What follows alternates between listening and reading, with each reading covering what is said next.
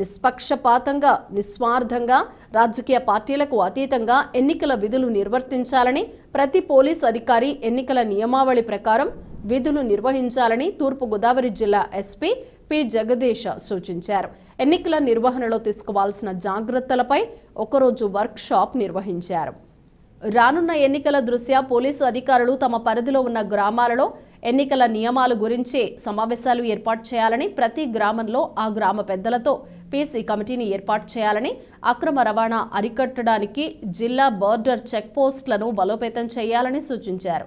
స్థానిక జేఎన్ రోడ్లో ఉన్న ఐఎంఏ హాల్లో model code of conduct and election process 2024 పై ఒకరోజు వర్క్షాప్ జరిగింది.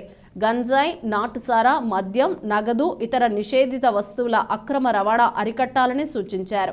ప్రత్యేక ఆహ్వానితులుగా 1వ ADJ court public prosecutor GVS Prasadarao మాట్లాడుతూ ఎన్నికల సమయంలో కేసులు నమోదు ఎలా చేయాలి, వాటిని కోర్టు ఎలా పొందుపరచాలి, అలాగే ఎన్నికల నియమావళి అనుసరించి పోలీసు అధికారులు నిర్వహించవలసిన విధుల గురించి, వారు చేయవలసిన పనుల గురించి, కేసుల నమోదు గురించి విపులంగా వివరించారు.